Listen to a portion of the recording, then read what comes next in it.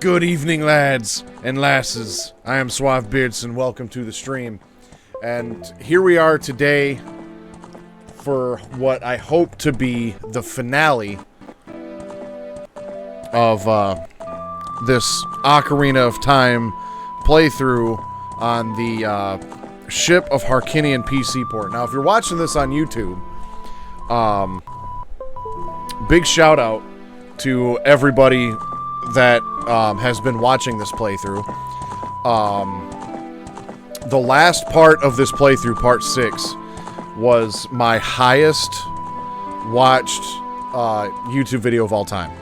I posted it up Sunday night, and by Tuesday night, it was my most watched video, and by this morning, it was my first video to crack 1,000 views. So, big shout out to the YouTube viewers, and I will try to remember to put a timestamp in the description for when the gameplay starts, because I know a lot of people, when they watch these back on YouTube, they don't care about all of the stream details and stuff like that. So for the stream replays, I will do my best to remember to put a timestamp in the description, so we can just get right to the gameplay. Because right now I'm going to give a shout out to the Grim Gamer, who's been here since the beginning, every stream, the real MVP of the chat, the real MVP of the stream. He's here every single stream from beginning to end. And you can hit the link there in the chat box on Twitch and in YouTube. It'll be in the description below. For the Grim Beardson Discord. There you can get notified when I go live, when Grim goes live, when we upload YouTube videos, and just, you know, chat during the week about all things gaming. The beautiful thing about gaming is there's something for everybody. What might not be my particular cheese and crackers, Grim might enjoy, and so on and so forth. But I'm going to crack open this Mountain Day here. I encourage you to get yourself a drink as well, and let's get to it. Now, one thing to note: all of the mods that I'm using will be in the description below on YouTube as well. There is some known issues with at least one of the mods that I'm using. And it's one of the Twilight Princess mods. I think I've got like 6 or 7 mods running. There is a known issue with the mod causing a crash in late game. So, one thing that I have done is I've turned autosave on, is one of the features that this port has, is an autosave. So I've turned that on. So I want to try to play as much as I can with the mods, and given the minute possibility, the small possibility that I don't experience a crash, it would be a way for me to give the mod creator some feedback. So if it's just another person to report whether they had the crash or not, where the crash was, if there's an additional crash, or, you know, whatever. So I'm going to play as much as I can, and worst case scenario, if I have to disable a mod or two to actually get through to the end, then I'll do that. But we're just going to kind of roll with it and see what happens. So on Wednesday, let's see here. So as I'm getting ready to start the gameplay, so I got to remember, here's my mental note, about 4 minutes in is when I start the gameplay. So on part 6, we made it through the Spirit Temple, came back to the Temple of Time, and Zelda got taken by Ganondorf. So there's still one of these I never got, but so apparently this arrow, I looked this up, this arrow is apparently for some sort of side quest that I still haven't completed yet. Maybe it's the chickens for young Link. I don't know. But we have to go to Ganondorf's castle now. We got a little bit of a sneak peek of that early on, but we haven't been inside of it yet. So I remember basically nothing about it. So this could get pretty wild.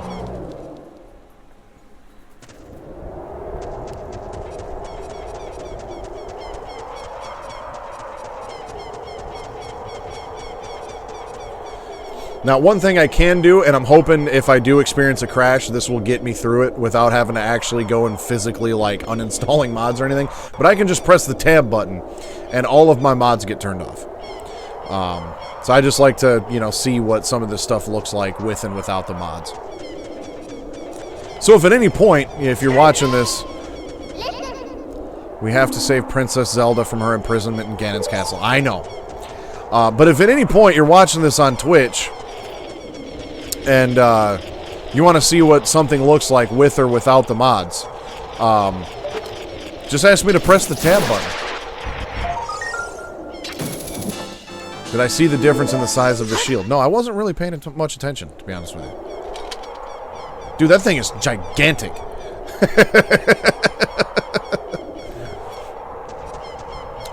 One other thing. On my last YouTube video, I had an issue with the silver rocks. So this one, actually, I can actually grab. Now, there was an area over by the Gerudo Valley where I wasn't getting a prompt or anything. Like this one here is a perfect example. I'm not getting a prompt or anything like that. And I was told without the mods, it's brown. And so if I use the Megaton hammer on the brown rocks... Okay, I gotta hit it twice. So for some reason, these mods are turning some blocks silver when they should be brown. So that added to a little bit of the confusion for me.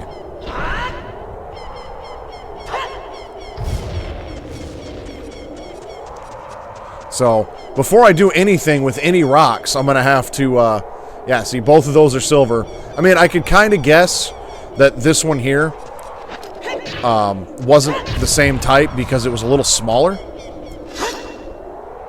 But, why do I have no arrows? I'm pretty sure I had arrows. But anyway, yeah, can I pick this guy up? No?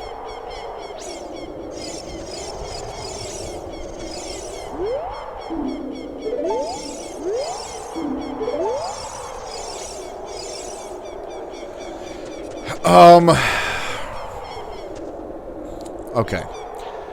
So I seem to remember from back when I was a kid that in order to pick this up, you need the gold gauntlets. Now, I have zero clue where I'm supposed to get said gold gauntlets, because right now I have the silver ones. I have zero clue about where I'm supposed to get these gold ones. Not the slightest idea. I've got all the medallions. Unless it's something to do here in the village, I have no clue.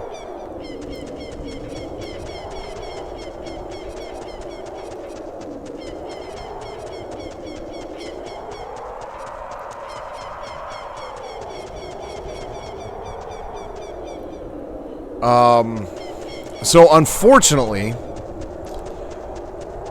just to move things along, I'm gonna do something I didn't want to do. Oh.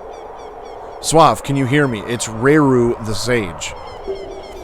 We six will gather our power to create a bridge to the castle where Ganondorf dwells. The castle's keep, which is known as Ganon's Tower, is protected by 6 evil barriers. Bring down the 6 barriers and save Princess Zelda. So maybe I get the gold ones in his castle then. As I thought for sure... I guess it's a good thing I tried to walk this far. Because I thought... I don't remember that at all. What I do remember is going over to that thing back over there and picking up that gigantic thing and throwing it. I thought that's how I got into the castle. But apparently not. So I'm going to just assume I get the gold ones in here and continue forward.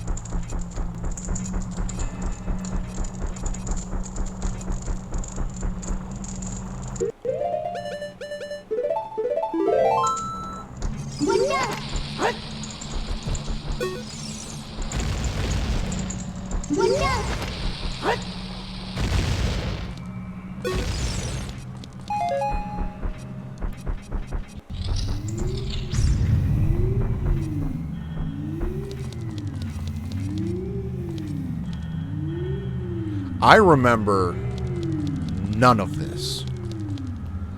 Okay, so yeah, I'm going to assume that I get the gold gauntlets in here because of that thing down there.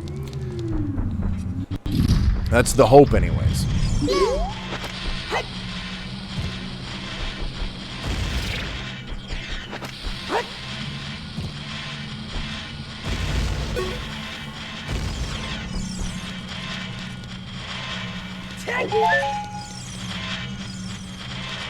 Which area was that?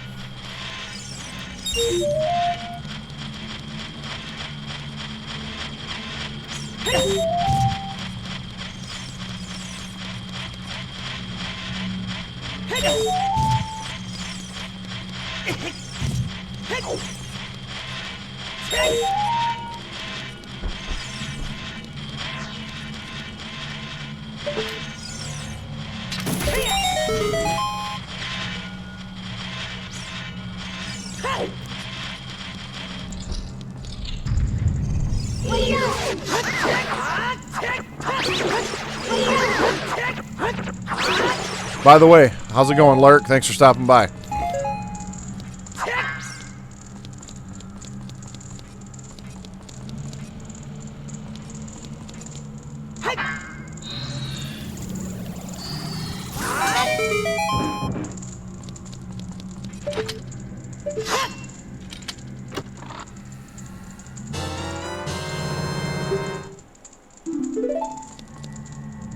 Ah.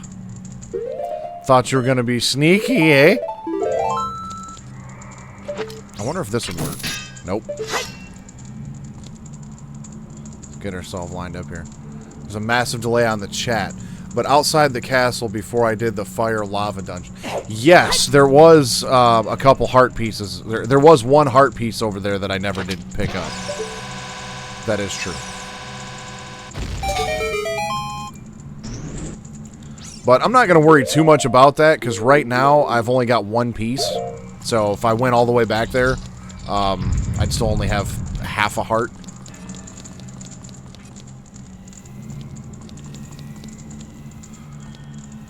Huh.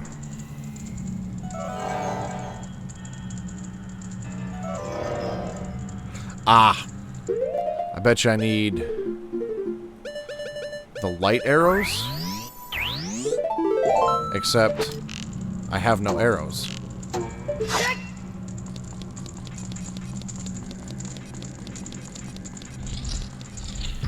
Apparently, I need to find some arrows.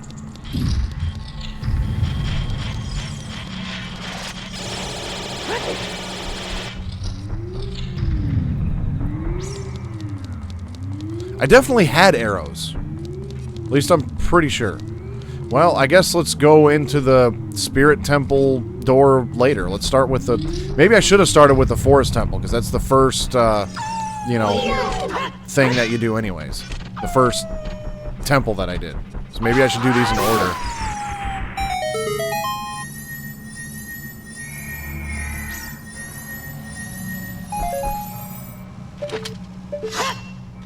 Oh, I got some arrows now, though. And 5 rupees that I can't even use. Alright, well, give me that. And we can just do this.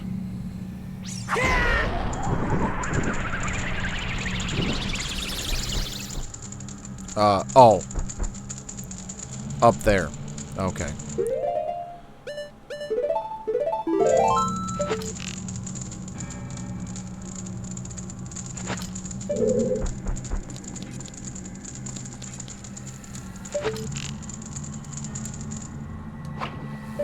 Oh, sweet.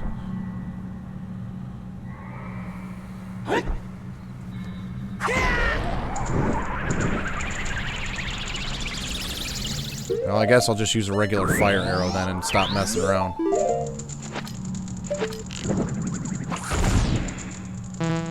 Really?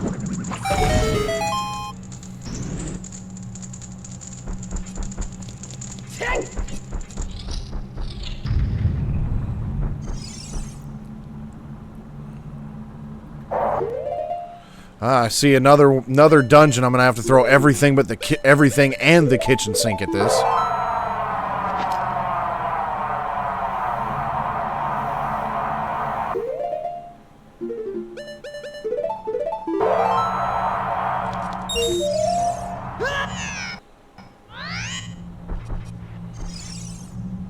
Yeah, gotta use it all.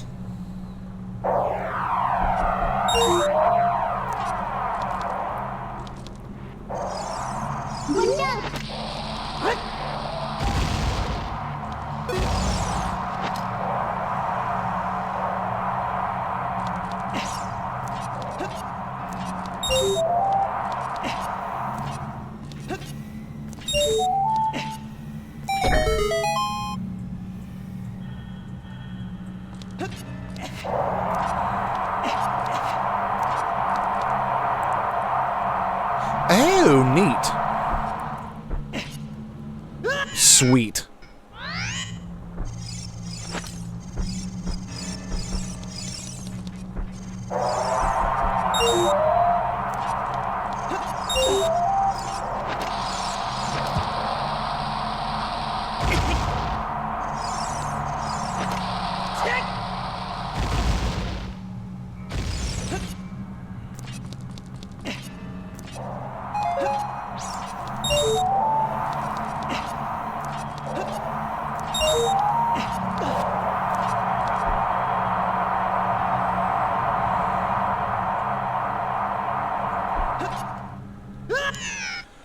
I made the same mistake last time.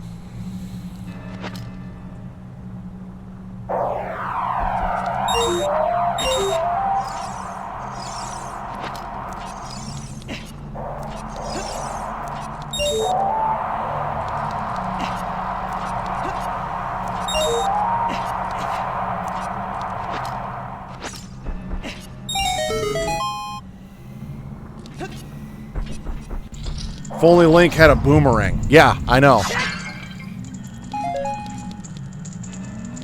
the hell is that?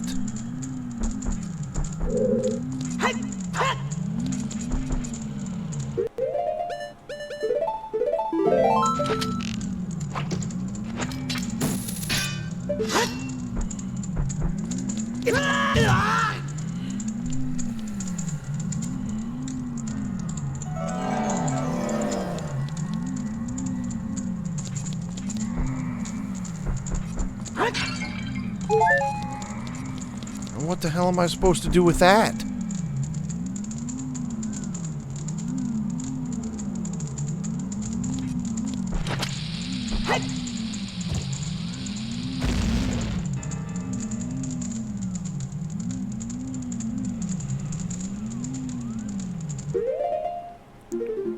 I'll give it a shot, but I don't think that's going to do it. X up, left, right, left, right. X up.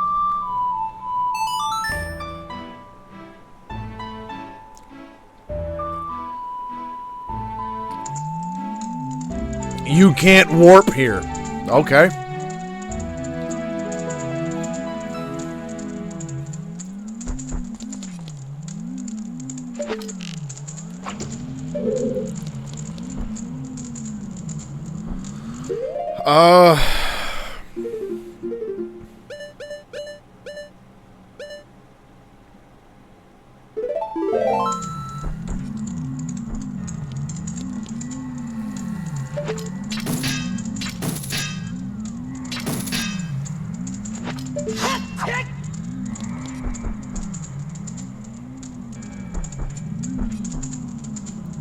I have no clue. And it's probably dead-ass simple, too. That's usually the case.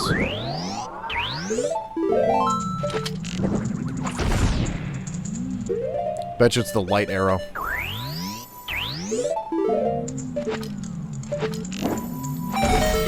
Yep. It's like, they didn't give me those light arrows for no reason.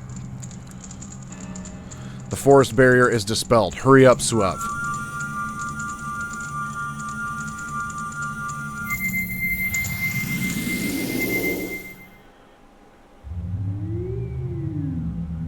Oh, cool. I don't have to backtrack. That's neat.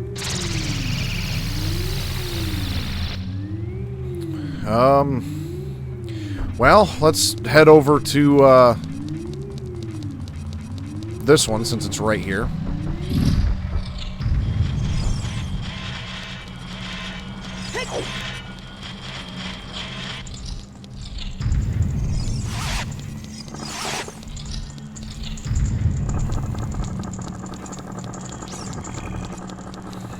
Oh, I see.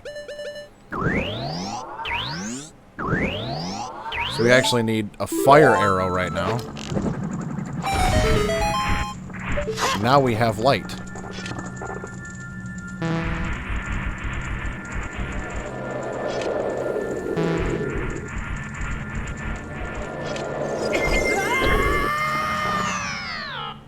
Lit. Thanks for the heads up.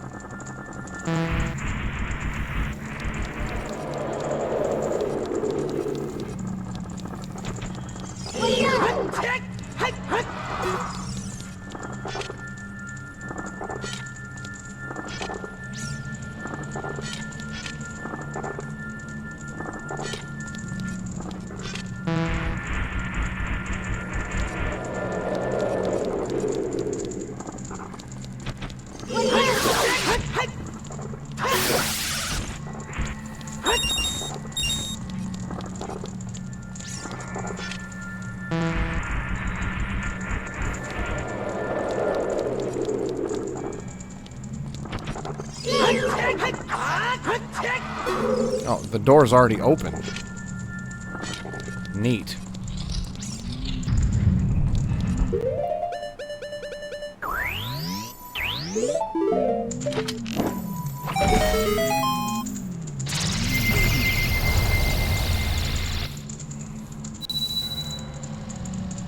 Hey, Tekken, how's it going? The spirit barrier's dispelled. Hurry up, kid.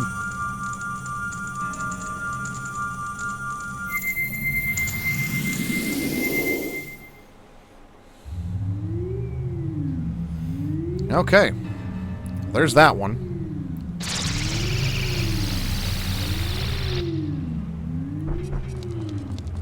I guess let's just head right on down the line and do fire now.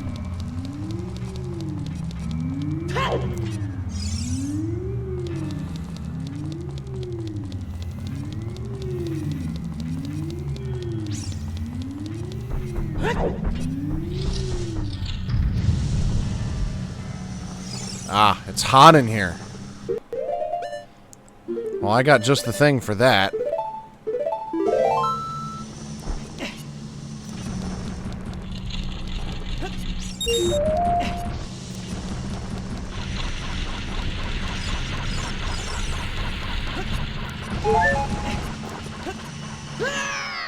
Whoops.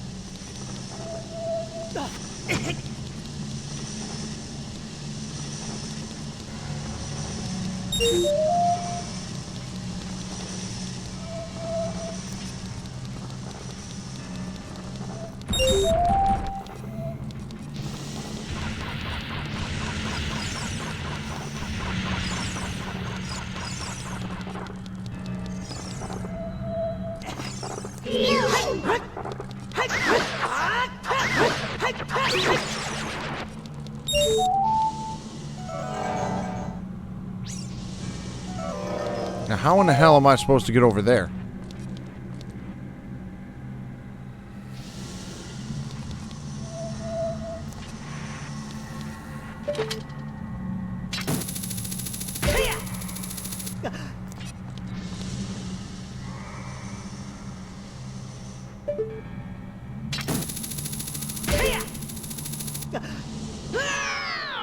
Way to go, Link. Okay, you know what? Let's come back to this one. Oh, there's water down there, too.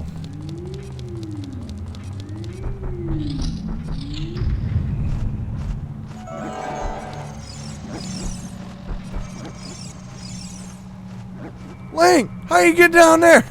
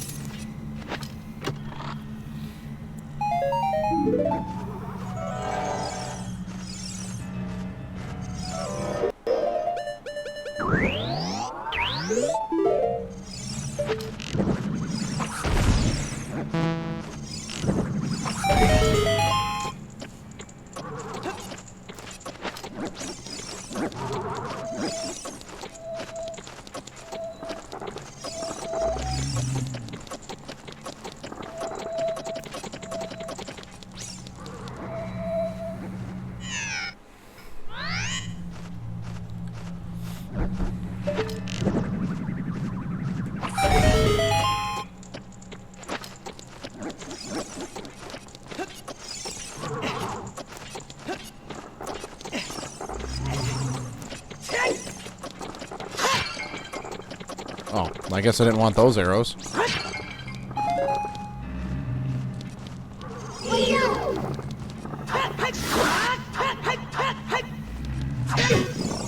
Sweet.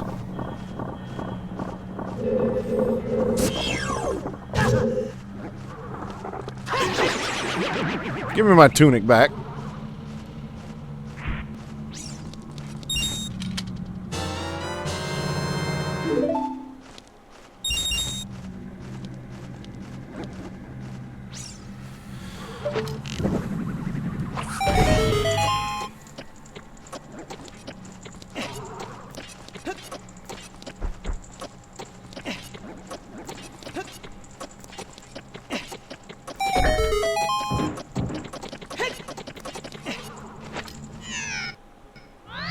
Really?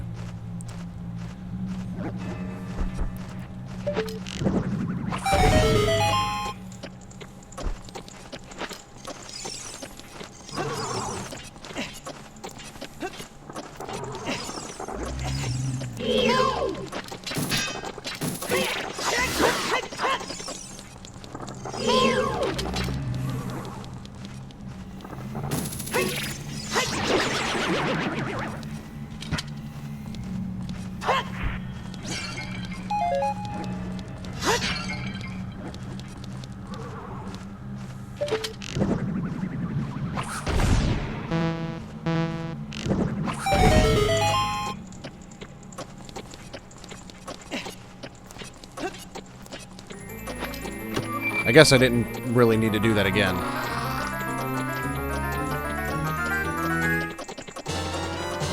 The golden gauntlets. There they are. About time I got them. Okay, now.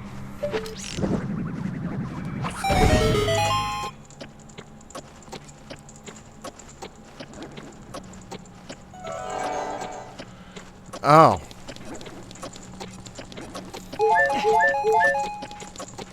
Of course, this would be stupid.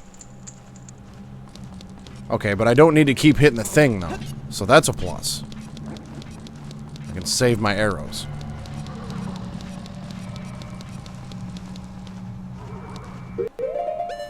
Time to drop the hammer. Aya!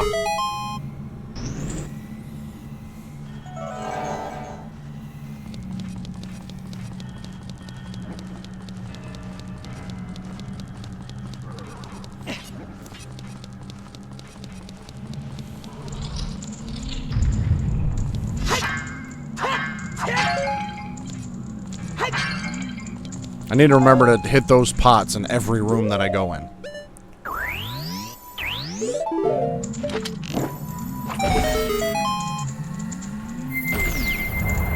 Okay, now I should be able to complete the fire one because I feel like there's one of the rupees is behind a thing.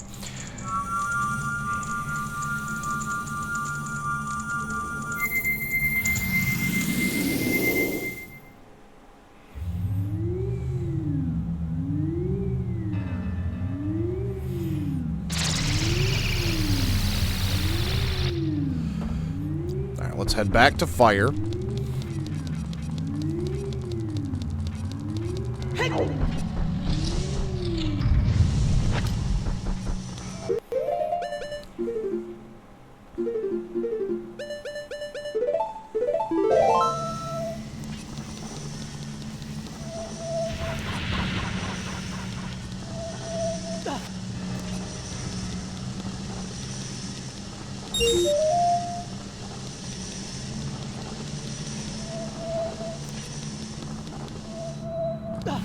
Back to doing things to get the thing for the thing. That's right.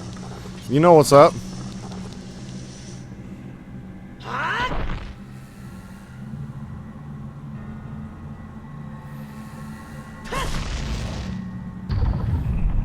Well, that's how I get over there. So that's neat.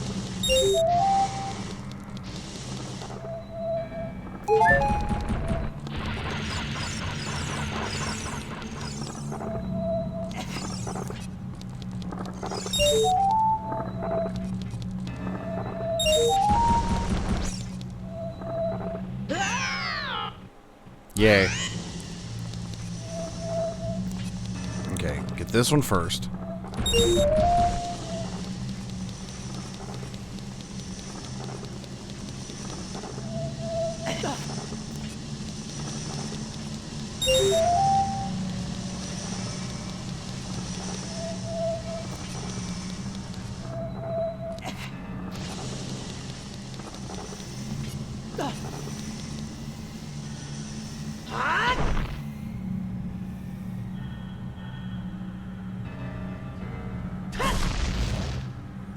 Now, I almost wonder if it would be worth backtracking outside the castle, because I wonder if that big block on the outside of the castle is actually part of what I need to do, or if it's just there for after I'm done. You know what I mean?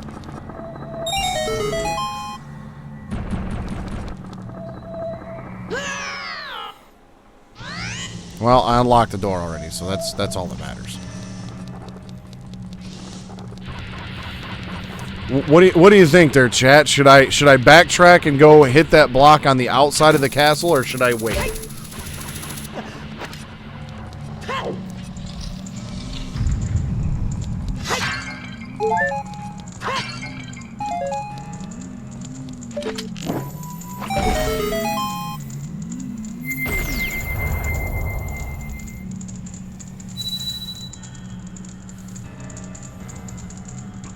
Hurry up, brother.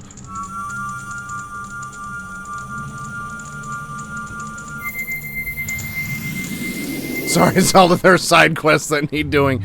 That's the thing. Like, I'm getting into the end game, you know. There might be something decent in there. You know, it's I mean, I don't remember if it's worth getting or not. I really don't. So, I mean, I figure it's not going to take me that long to go see what it is. And if it is beneficial, lit. If not, well, I wasted a minute or two. Ganondorf needs my piece of the Triforce anyways. To really do anything.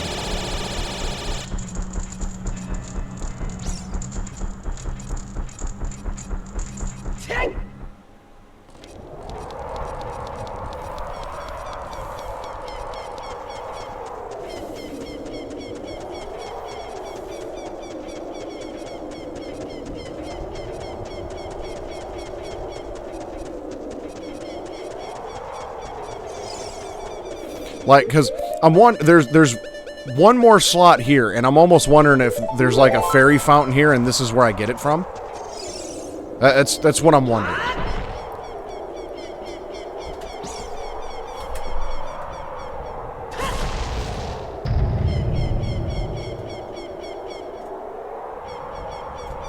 I love how he just chucks those giant boulders.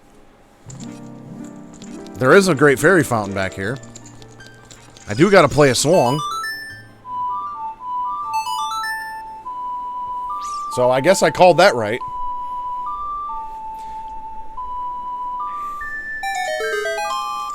See, I thought for sure that I remember having to go this way, but apparently not.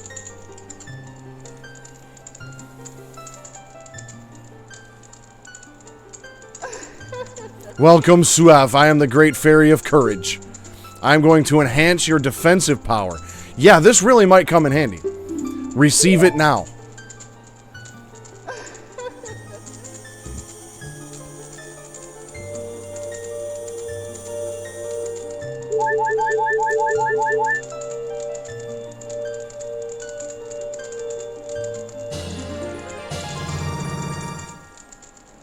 Your defensive power is enhanced. Your defensive power has been enhanced. Okay, you've said that 3 times. Damage inflicted by enemies will be reduced by half. When battle has made you worth it. That was worth it.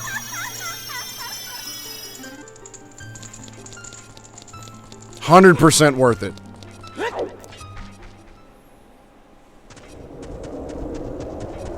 Like, I saw that the heart containers changed a little bit, but didn't enhance my defense. One can only wait and find out, I suppose.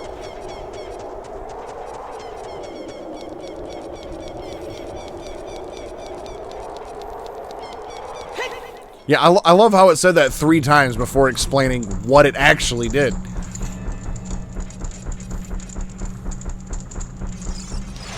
Too slow. Alright, so we got 2 left. We got what looks like light and water. Which, I'll let you guys choose. Light or water? Which one should I do next?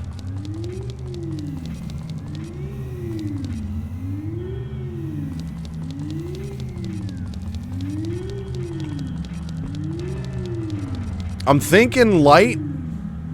Because I'm guessing water's gonna have me up there on the bridge when I'm done. But what is behind the other huge boulder? That I'm assuming that's the light barrier. Because you can see let's see, because I've got 1, 2, 3, 4, 5, 6, 7 or 1, 2, 3, 4, 5, 6 medallions. There's the forest. There's spirit. That one looks yellowish, so I'm assuming that's light. Then you got fire back there, you got the shadow over there, and then water over there. So I'm assuming that's light. But it's behind the boulder.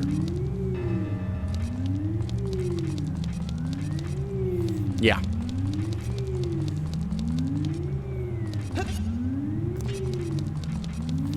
Alright, let's go see what water's got.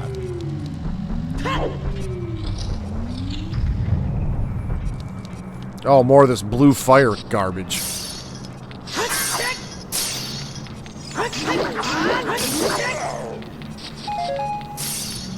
And what sucks is I'm gonna have to probably give up one of my fairies in a bottle for this.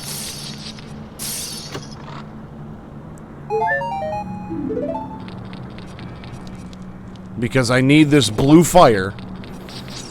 So I'm going to have to give up a fairy for this. Because I've got my 2 bottles.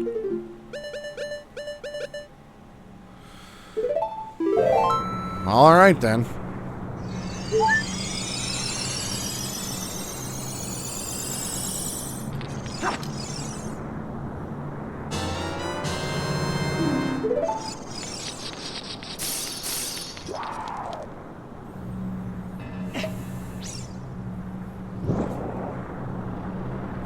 I probably could have backtracked and bought something. Shut up.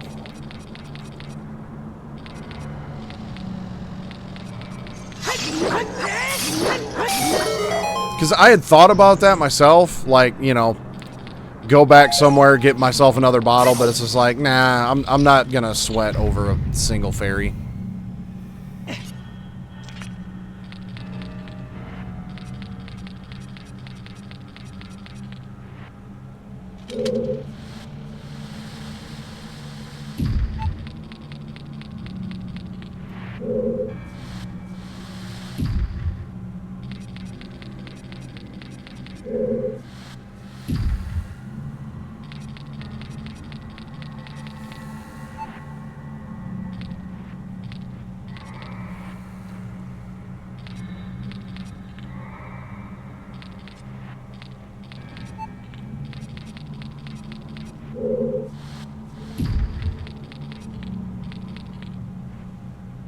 I feel like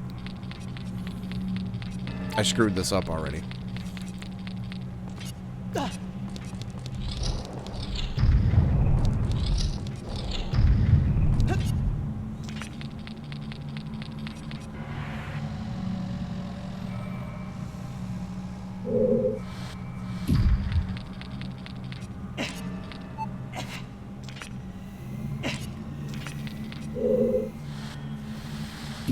That one goes there. That one goes there. Then there. Oh! Sweet! Now watch me have to get rid of this one for some blue fire in the next room or some shit. And then that one goes over there.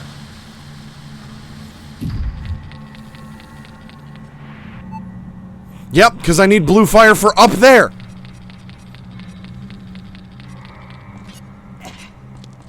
Stupid.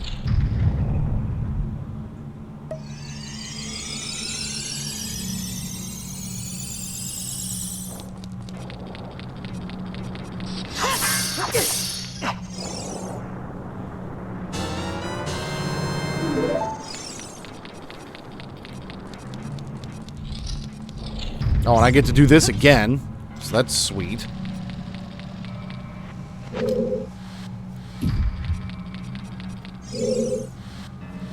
Maybe I'll be able to get the fairy back. Maybe it's still in the pot. The fairy is in the pot. Gonna manifest that now.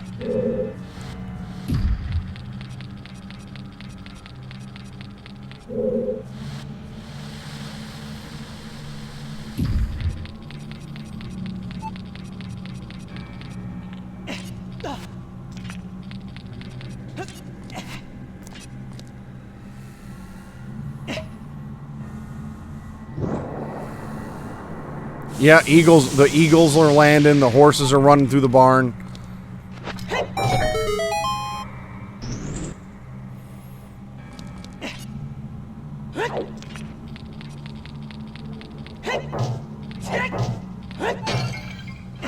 Come on. Yes. Now watch. I'm going to need more blue fire in the next room.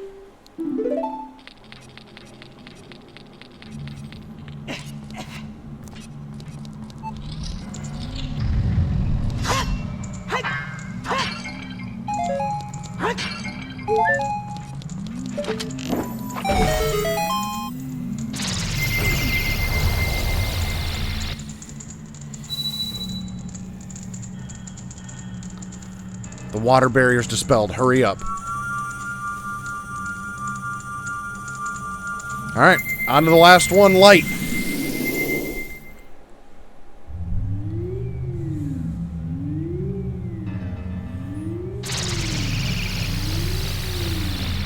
I guess I don't just teleport up there like I thought I would.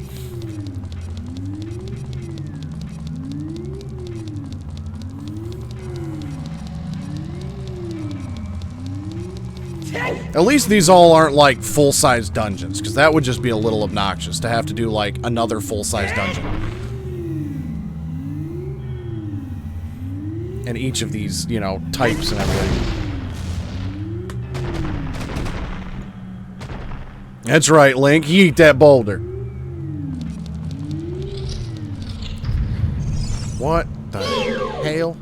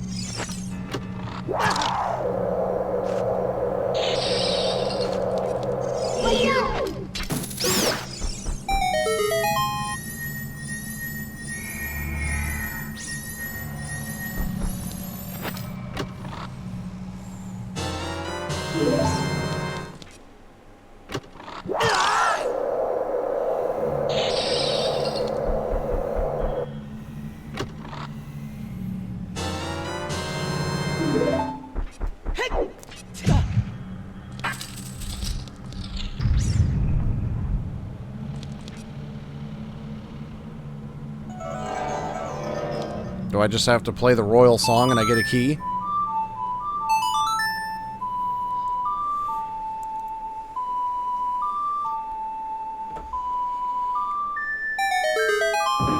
There it is. Well, that was simple enough. I'm sorry, but why even lock that door, though? Like, why even make me go through that?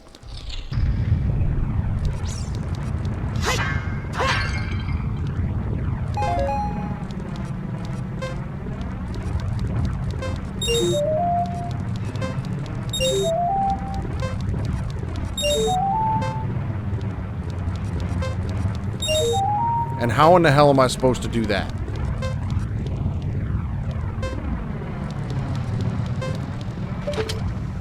Aha.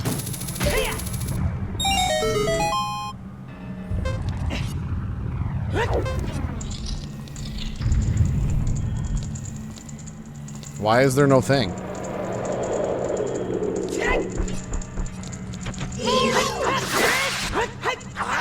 Yeah, no idea. Doesn't make a whole lot of sense to me neither. Oh, of course. Of course. I don't know why I just decided to run into this thing, but of course it would be something like that.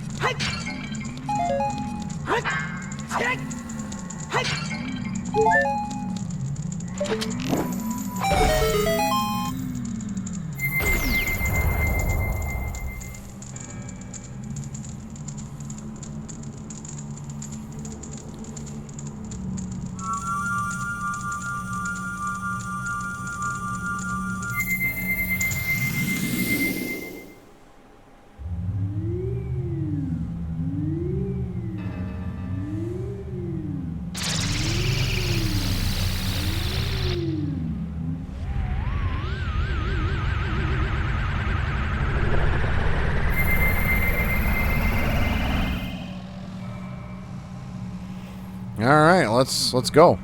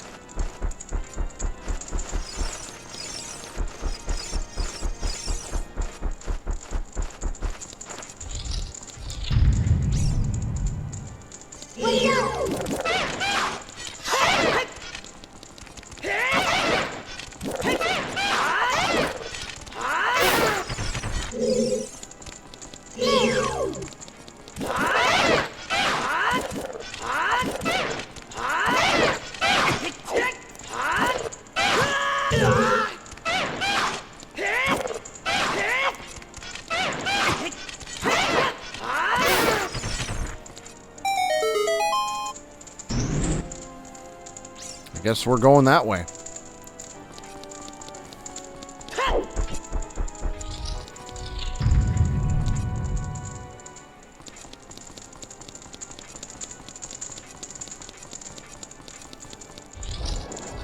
Guess we ain't gonna find out where the path above the water barrier thing went.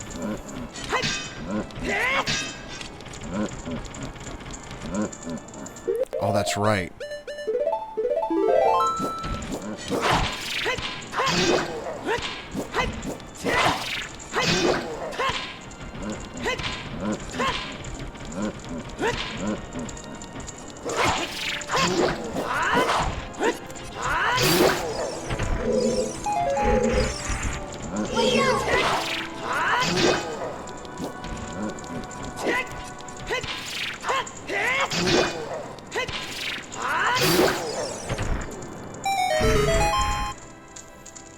Boss key. Castle reminding me of anything? A little bit. A little bit.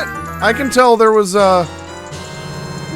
Now that you mention it, yeah, I can see that there's a little bit of inspiration for Sir Whoop-Ass in this. Or from this, rather.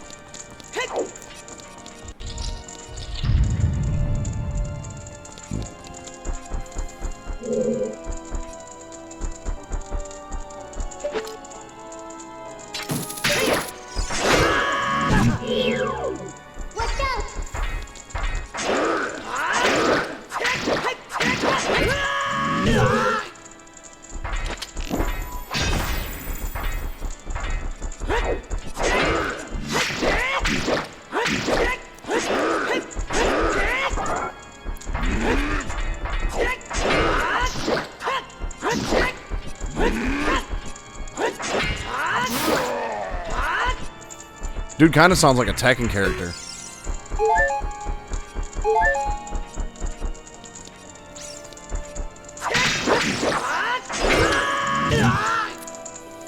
I don't know why it's saving my game every time I collect a new item. Because it's definitely not on that setting.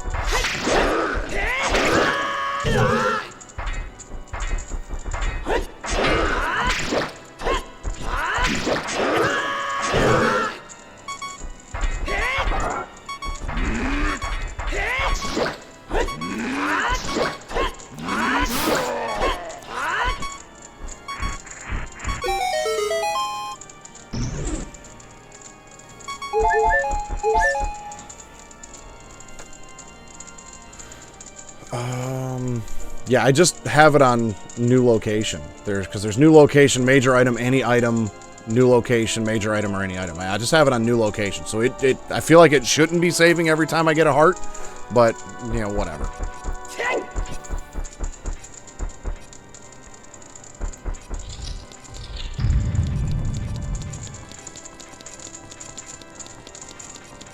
Uh-oh. Here we go.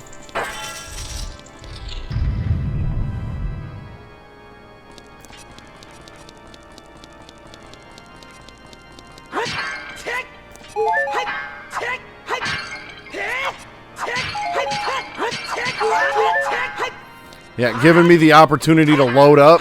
Yeah, that's not good.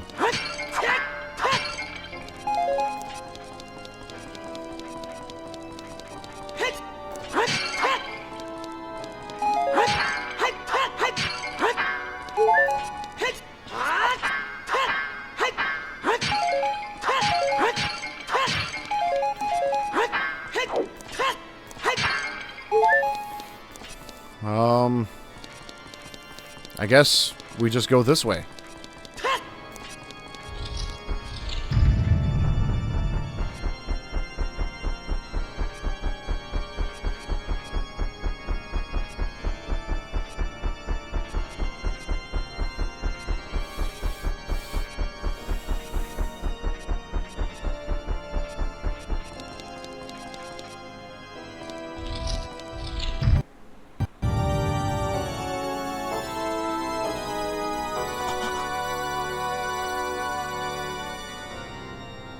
I'm going to lower the text speed a little bit.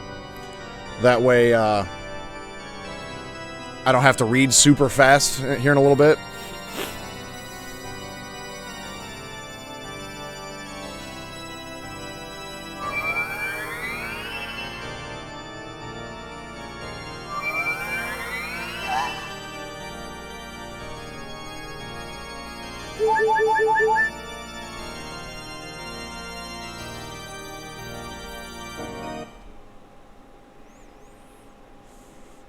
The Triforce parts are resonating. They are combining into one again.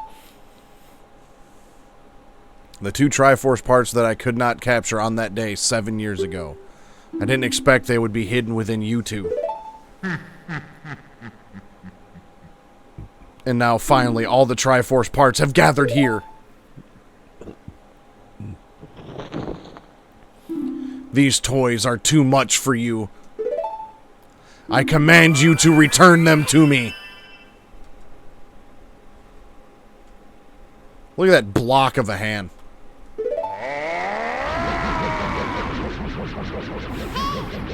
I can't help you because of the ways of darkness. I can't get close. I'm sorry, Suave.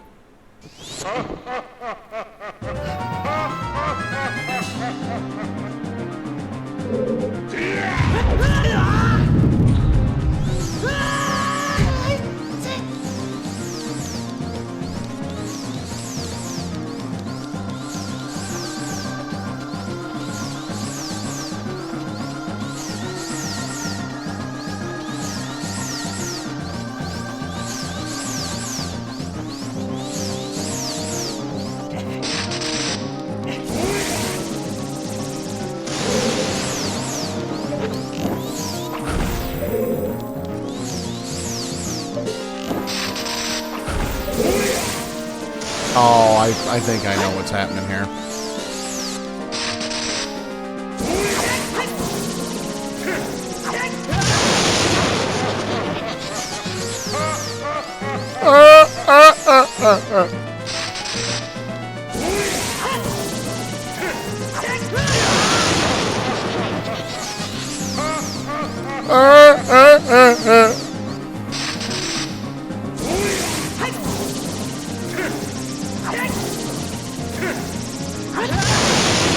Come on, Link.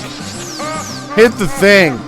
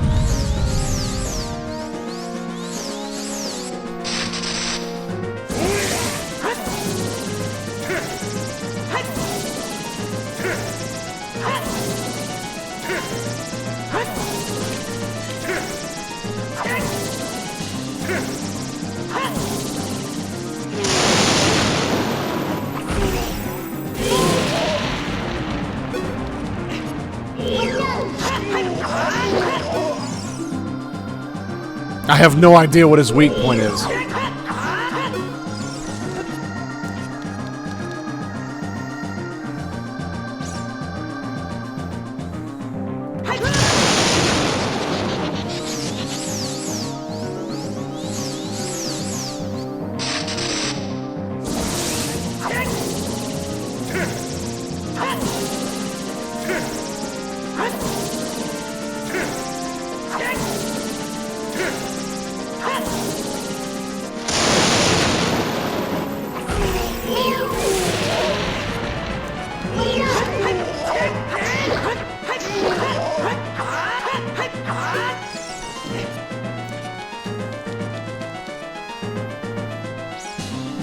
You ain't no match for Link, guy. You'll recognize that one of these days. The hero of time, Suave Benson, gonna whoop that ass.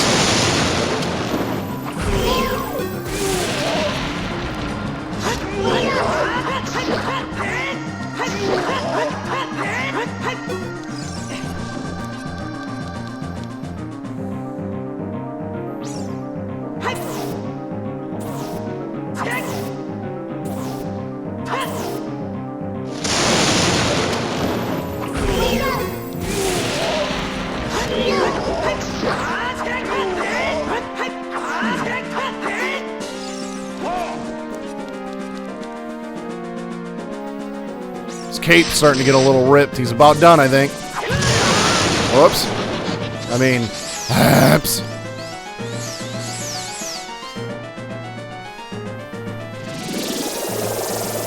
What the hell is that?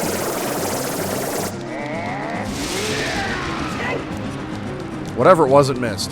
That's the important part.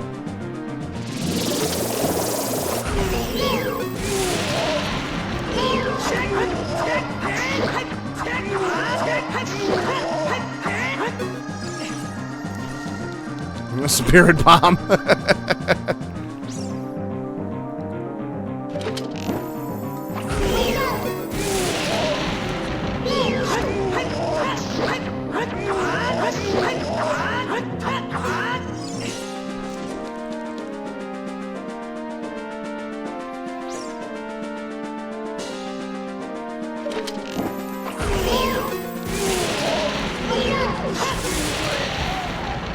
Take that, Mr. the Man.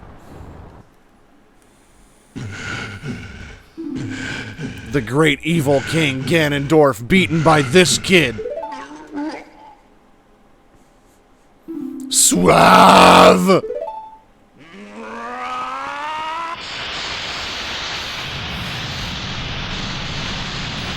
You are like a grain of sand in the Sahara Desert. Yeah, and I am the entire desert.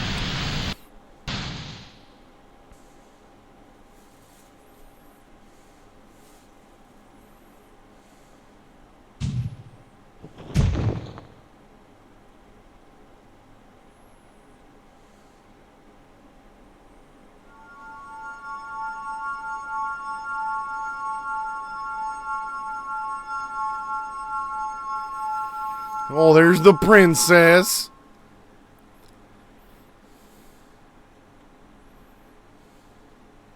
Ganondorf, pitiful man. Without a strong, righteous mind, he could not control the power of the gods. And...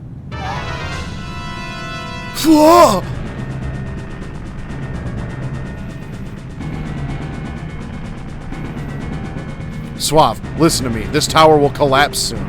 With his last breath, Ganondorf is trying to crush us in the ruins of the tower. We need to hurry and escape. Please, follow me. Let me guess, you know this place better than me?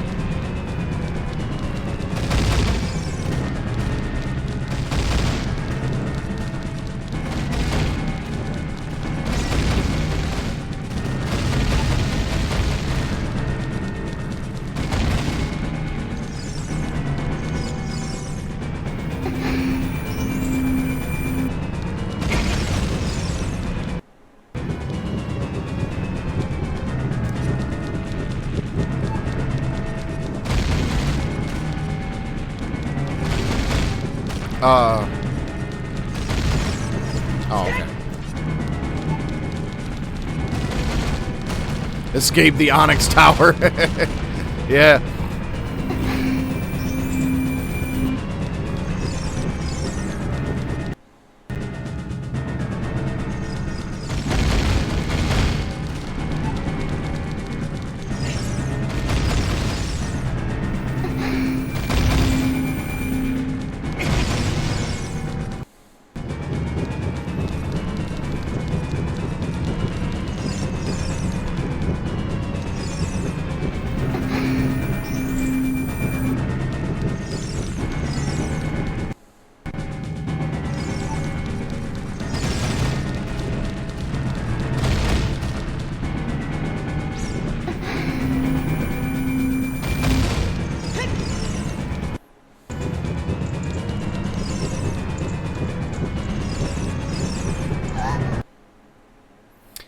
There's the crash. Okay. I remember reading something about the Zelda and fire and stuff like that. So, here's what I'm going to try to do.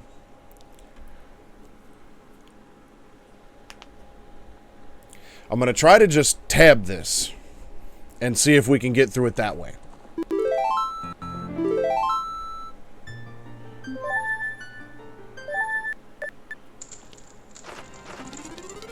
Oh, really? I'm gonna have... that sucks.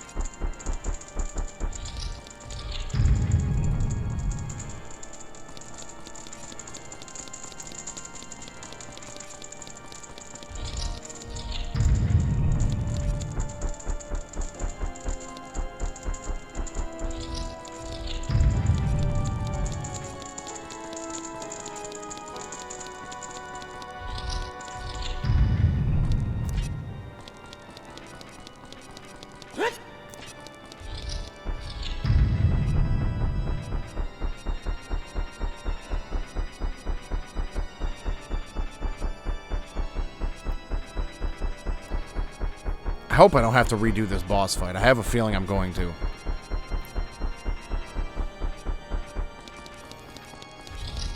Yep. Even though supposedly it had saved my game.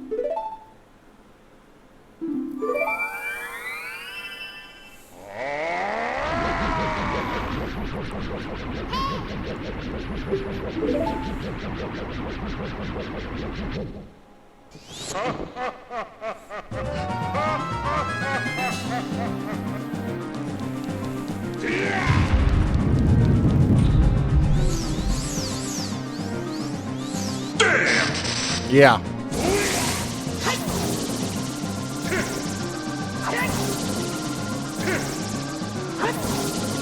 Now, hopefully...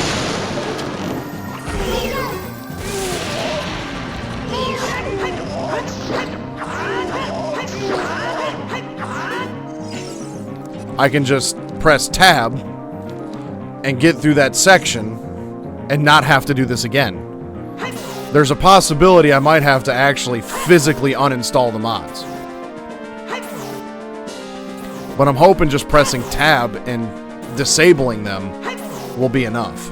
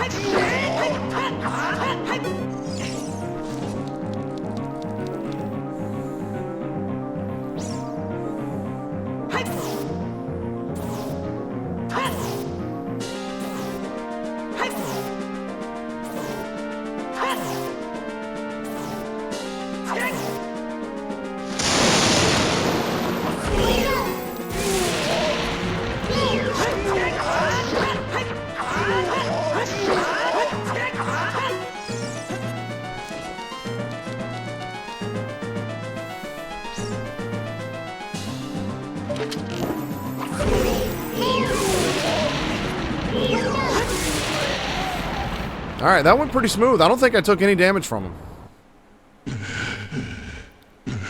Alright, I'm gonna disable the mods now.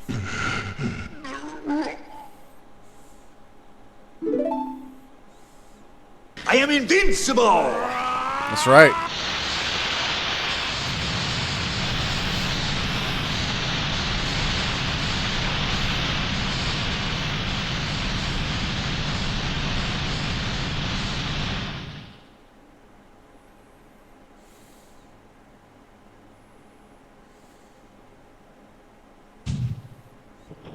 I'm gonna save it right here just in case, because I was hoping the autosave would cover my ass, but clearly I don't think it did.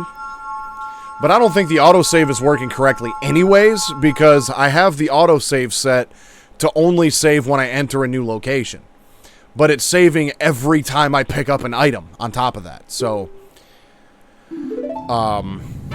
yeah, I am going to drop a manual save here.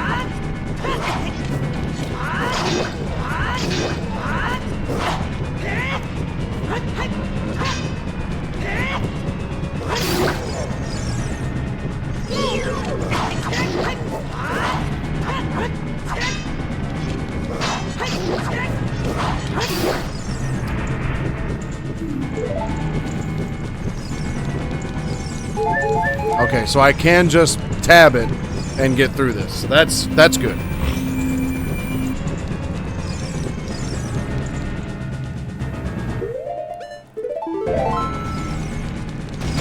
So throughout this whole tower descent, I'm gonna keep the mods off.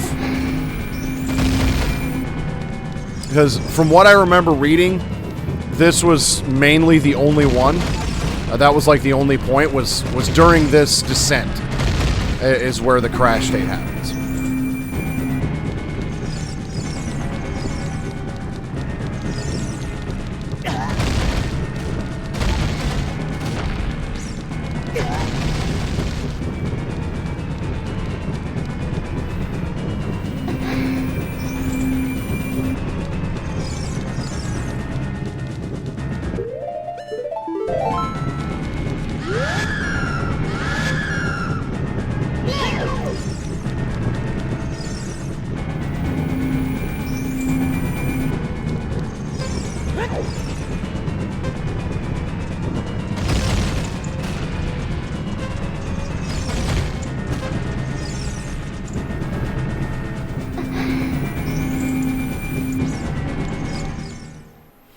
I think we made it. Yeah, look at that.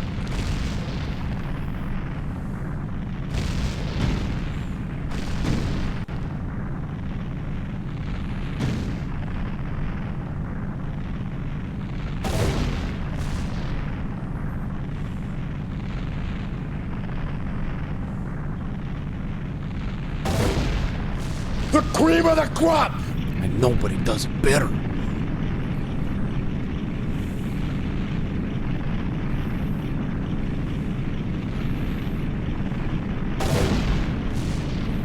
I'm going to keep the mods turned off for right this second until I get a chance to actually make another save. And then I'm going to turn them on and see if we can get through the rest of the game. Eldrith has fallen.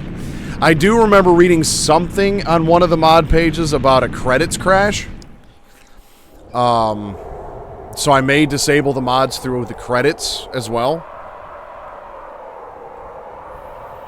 It's over. It's finally over.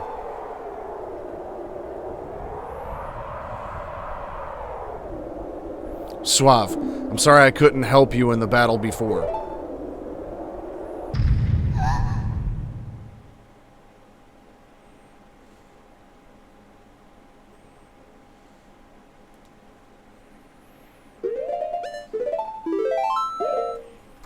Alright, let's see.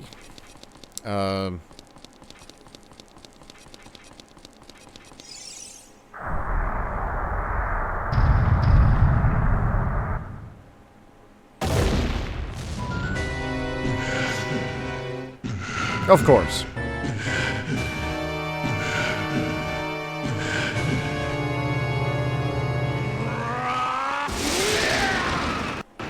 I want to be a Super Saiyan. I wanna.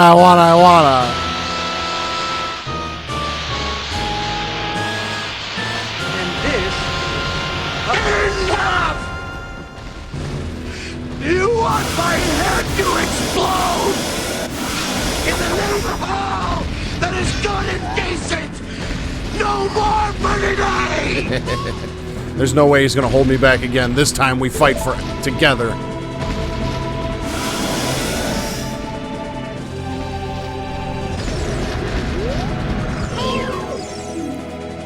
I really have no idea what his weak point is. Yeah, thanks.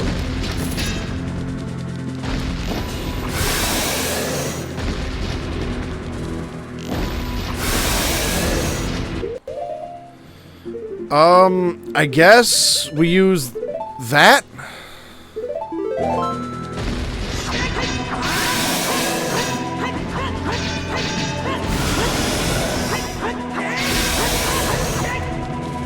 Well, just like a Super Saiyan, his tail is his weak point.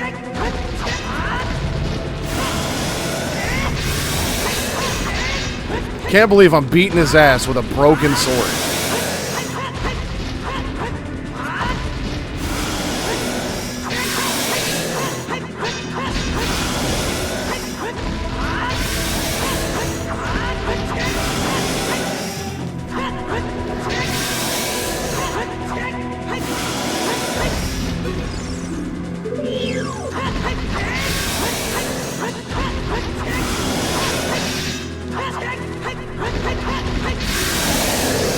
Yeah, beat his ass with a broken sword.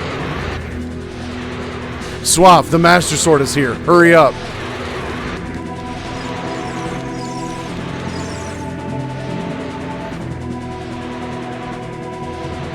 Austin 316 says I just whipped your ass. That's right.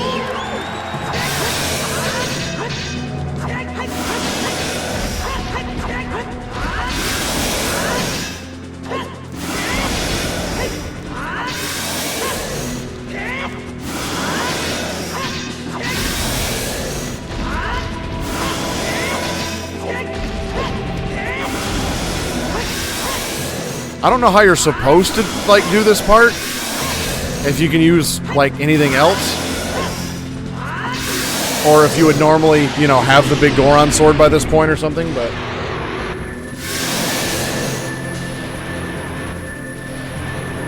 yeah, totally whooped his ass with a broken sword. I'm using my power to hold the evil king. Use your sword and deliver the final blow.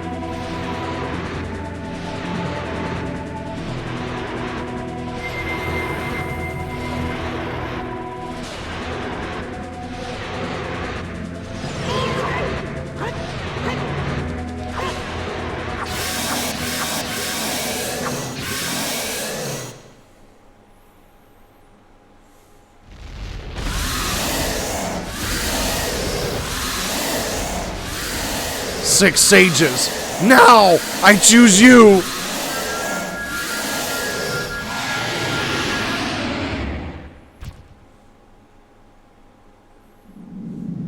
Ancient creatures of Hyrule.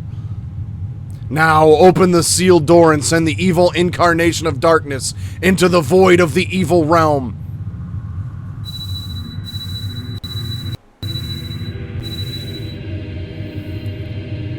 Yeah. It's like Captain Planet.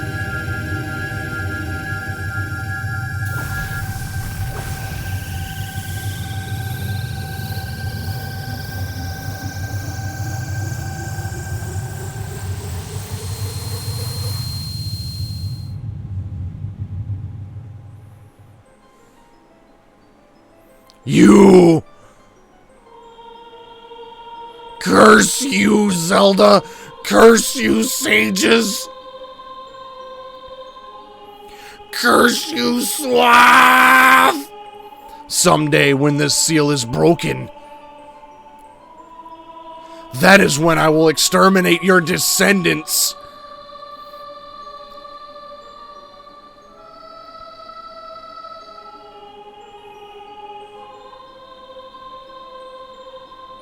As long as the Triforce of Power is in my hand.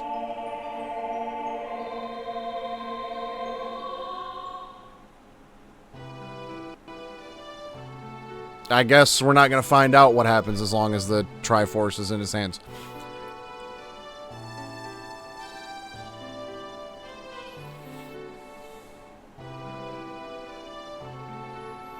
Thank you, Suave.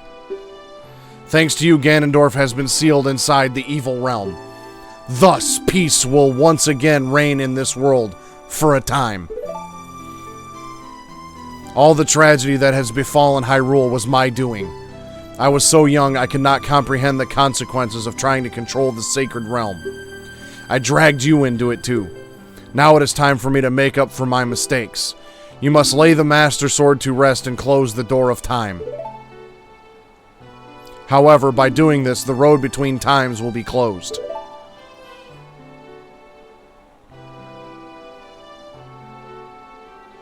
Suave, give the ocarina to me. As a sage, I can return you to your original time with it.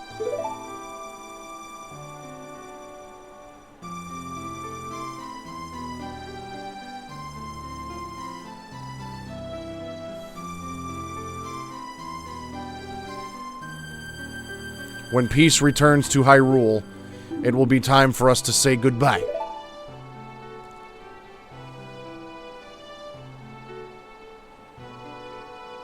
Now, go home, Suave. Regain your lost time. Home, where you are supposed to be. The way you are supposed to be.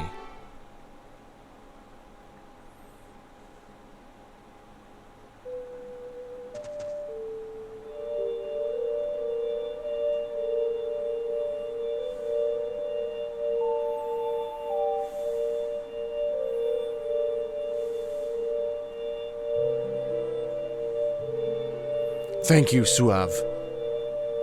Goodbye.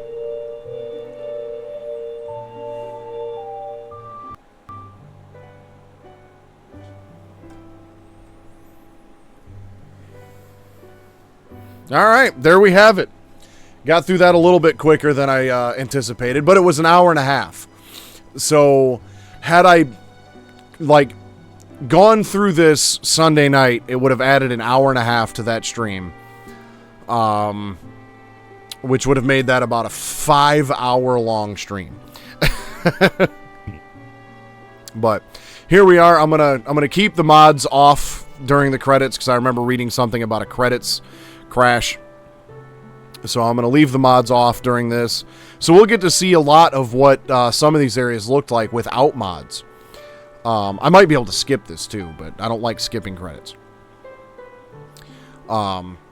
But anyway, it was a treat to go back through this game with this particular port, with the mods and stuff. This particular port's only been out for 2 years, maybe something like that. So in time, this still gets updates. So in time, there will be maybe some more quality of life updates. Some things might get fixed. Hold on. I feel a sneeze coming. And there'll probably be more mods, maybe some better mods. Overall, the mods that I used worked fairly well. I mean, you could tell, like, when Link handed over the ocarina, it was, like, on his fingertips. So some of the model replacements aren't perfect. But this entire project, this entire port, all of the mods, literally everything about this project is 100% fan-made. Which is pretty fucking phenomenal. That fans, came up with this, produced this native PC port, if you want to call it that. Fans made these mods, and, like, if it weren't for fans of this game, this experience would not have happened. Period. The closest thing, and here's a bunch of the original characters as well. This is probably the closest we'll ever get to, like a remaster. I mean, there was the 3DS remaster, but I really don't want to go out and buy a 3DS to play this game. And an improved version of this game at that.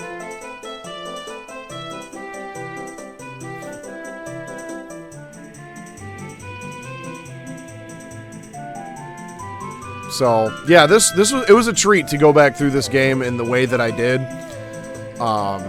Definitely, if you're a fan of this game, 100% recommend playing through this port.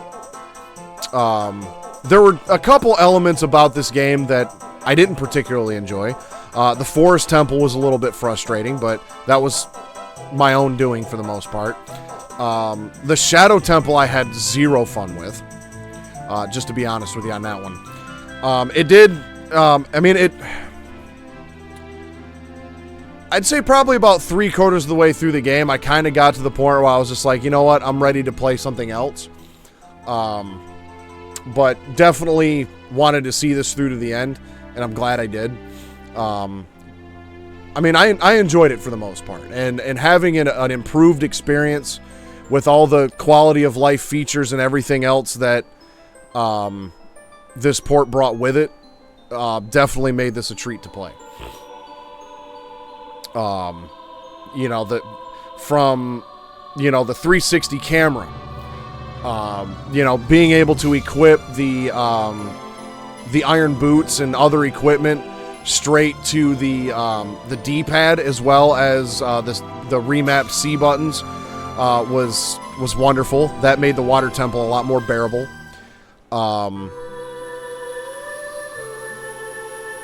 Being able to play the Ocarina with the D-pad, and how that particular mod there has both the D-pad and the remapped C buttons in it, so you could play it either way, was pretty great. The save, you know, being able to load up the game where I had saved it last and continue right from there rather than having to go back to Link's treehouse every time was pretty good. A lot of good quality of life stuff. The added frame rate as well. The 60, actually being able to play this at 60 FPS or higher. You know, if you have the computer specs for it, and you know, a monitor with a higher frame rate. My current monitor runs at 160 FPS if I want it to, but quite a while back I decided to just lock it at 60. So that way when I'm, you know, playing games and streaming them, I can kind of push the graphical quality a little higher rather than relying on frame rate. I'm content with 60 FPS for now.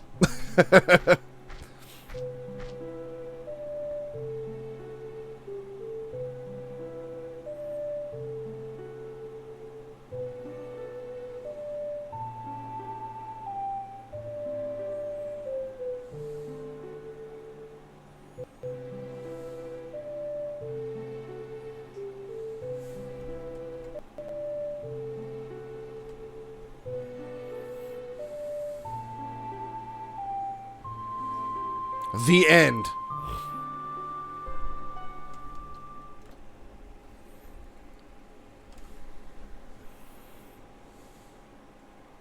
Do I have to press a button now? I think I have to press a button now. No?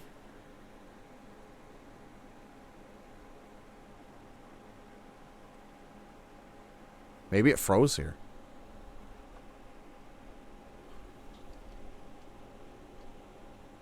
I don't remember how this game ends. Like, I'm pretty sure... I seem to remember being able to continue playing this game. Does the game end like this? Is that normal?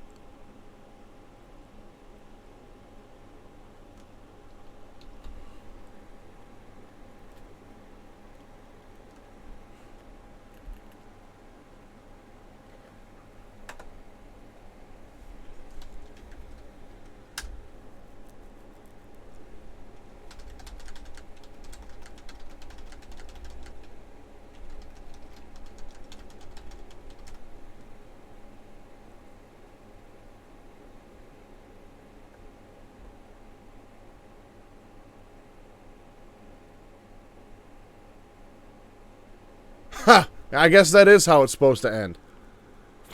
I don't think I've ever seen a game end this. Like, it's... wow.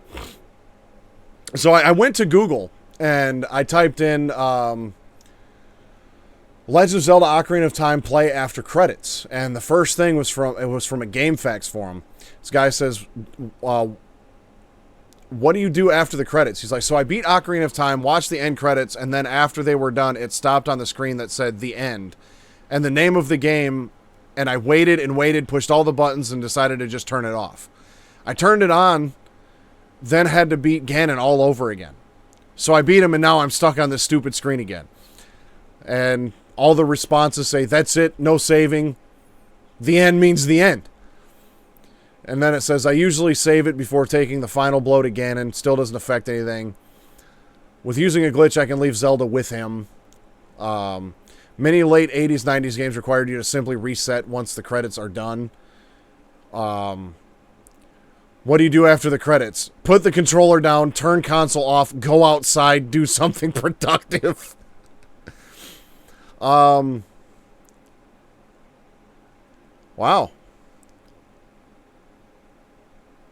Yeah, I thought you could have still at least, like, roam around and do stuff after this. But maybe this is why I don't remember beating the game. Maybe I beat it once and just went, yeah, there's no, like, incentive to beat the game.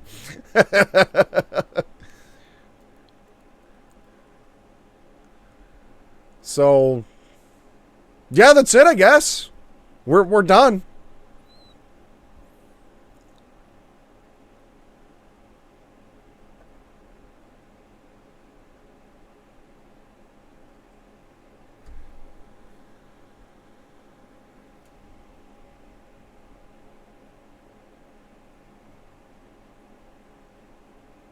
Well, all right.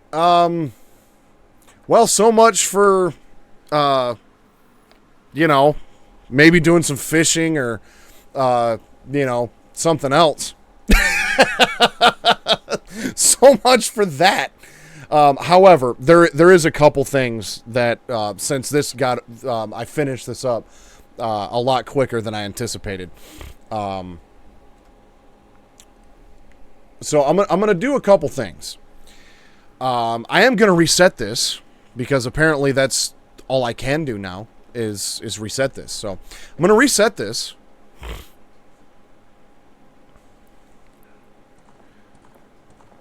You're still here. It's over. Go home. But what I'm gonna do is I'm gonna load up this save I made right before the water temple. Because I want to go over some of the other stuff that this port has. So, you know, audio, controller. Here's your, you know, controller mappings. Graphics. So the way the graphics works is right now it's on 100% scale, which this is based off your monitor's resolution. So at 100%, it's at 1080p. If I increase this to like 200%, then that would be like running it at 2K. And then decrease that down to 50, and that's basically at like 480p. Here's your anti-aliasing and all that stuff. All right, thanks for stopping by, Lurk. I really do appreciate it. I hope you enjoyed checking this game out, and get you some good sleep, my friend. Yeah, here's your, you know, you can adjust your frame rate, you know, a bunch of other stuff. Languages, enhancements. So this is where stuff gets really interesting. So there's time savers, which I had this set to 5 times. King Korra speed, so you can actually make him scoot over a little faster. Big Goron forge time, 3 days. You can mess with that. Allows you to change the number of days it takes for Big Goron to forge the Big Goron sword. Vine ladder climbing speed, block pushing speed, faster heavy block lift, no force Navi, no Skulltula freeze, fast chess. Yeah, this is all time saver stuff. Time travel with the Song of Time allows Link to freely change age between playing the Song of Time. So that's interesting. And then there's items, instant put away, instant boomerang recall, bunny hood effect. Wearing the bunny hood grants a speed increase like in Majora's Mask. The longer jump option is not accounted for in randomizer logic. So that was actually disabled.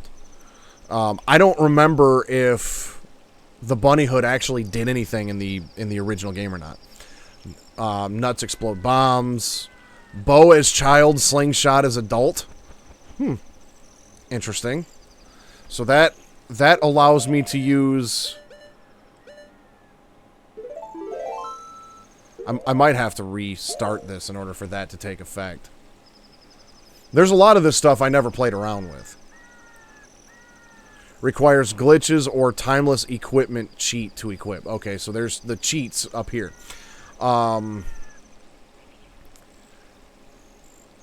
Better Furore's Wind.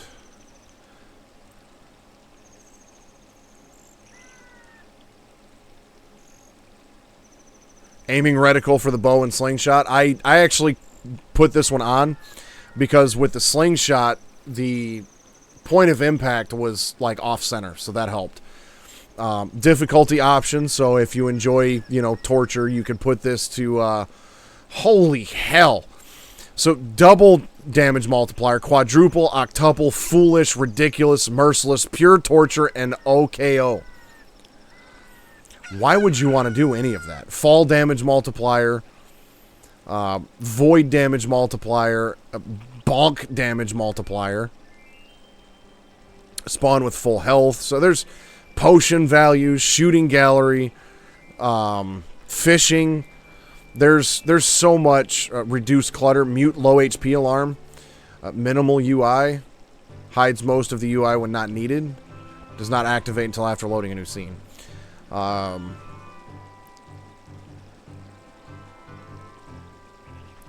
Enable guard vision.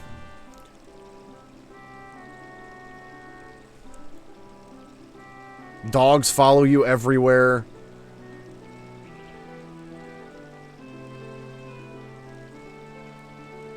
Blue fire arrows. Allows ice arrows to melt red ice. Neat. Sunlight arrows. Allows light arrows to activate sun switches. Enemy health bars when they're Z-targeted. Targetable hookshot reticle. Use a different color when aiming at hookshotable collision. I knew it was there, but I tried. I didn't want to have. I tried to keep this, I guess, as close to original as possible with just visual mods. So I've never really messed with a lot of this stuff. But here's some graphics. So there's your use alternate assets. You would turn that on or off. You can either... The tab does the same thing as turning that off. Turns off level of detail setting, making models use their higher poly variants at any distance. Disable draw distance. This one, Grim, you might appreciate. N64 mode.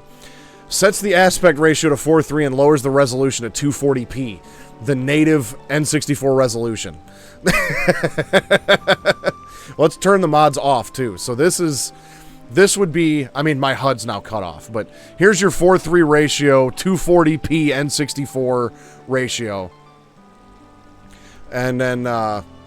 go back to enhancements, graphics, turn N64 mode off, and then the mods on.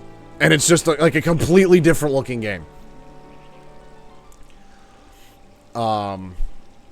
Yeah, and then there's dynamic wallet. So depending on, there's the green, if the wallet's green with this setting, then you've got the basic wallet. This is the adult wallet. And then if it's red, it's the Giant's wallet. Always show dungeon entrances on the minimap. Show gauntlets in first person. This one was really cool. Animated Link in the pause menu. I did turn this one on. So normally, Link is not animated in the pause menu. So, let's see, where was it? Yeah. Normally, Link is just like that. So that was just a nice little thing that I was able to appreciate was just having this on. I think I had it on random. So Link actually, moves in the pause menu.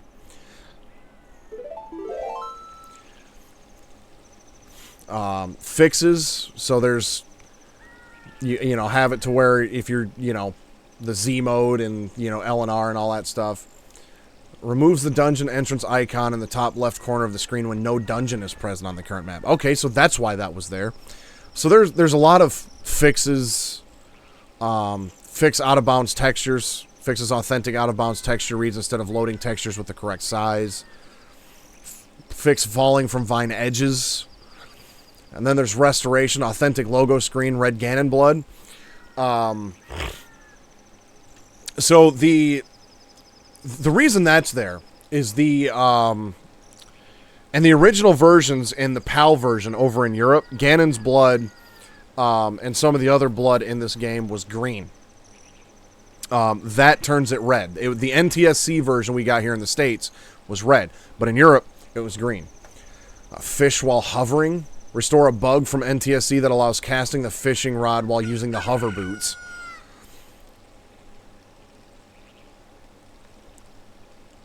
Quick bongo kill. Restore a bug from NTSC 1.0 that allows bypassing Bongo's intro cutscene to quickly kill him.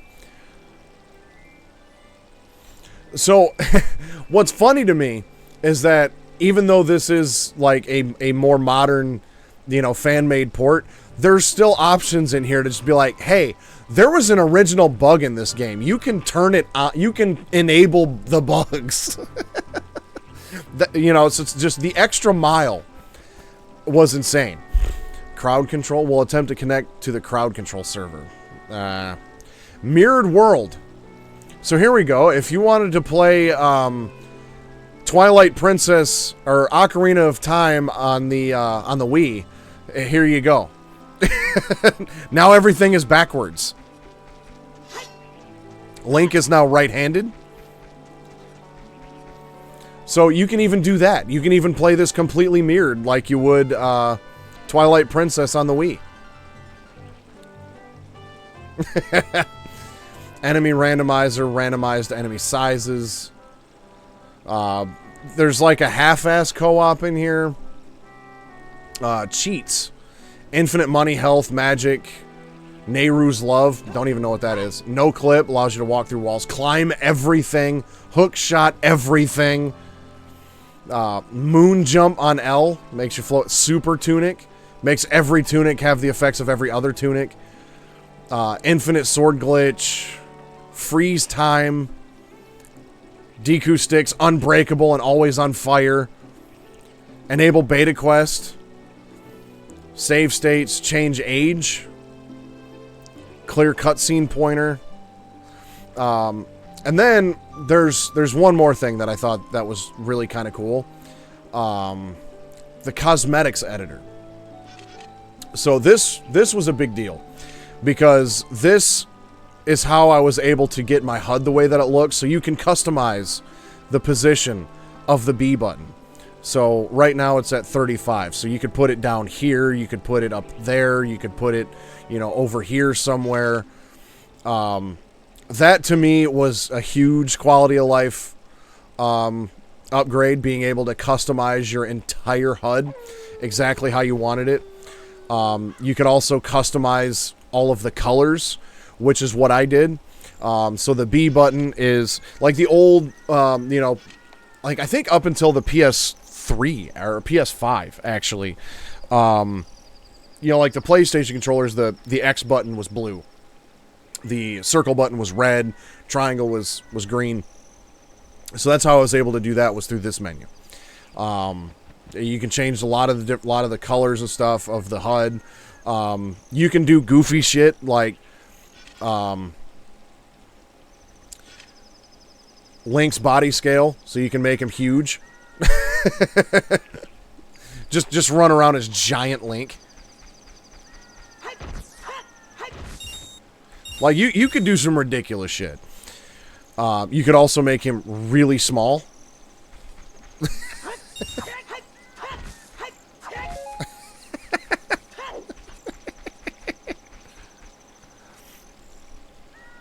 Link head scale, be like, big brain, bro. What'd you know about DK mode, Legend of Zelda?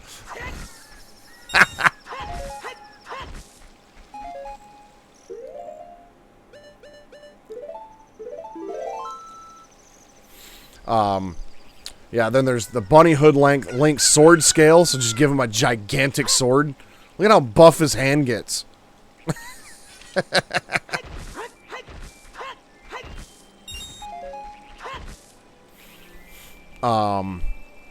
Bunny hood length, bunny hood spread, Goron neck length, fairy size.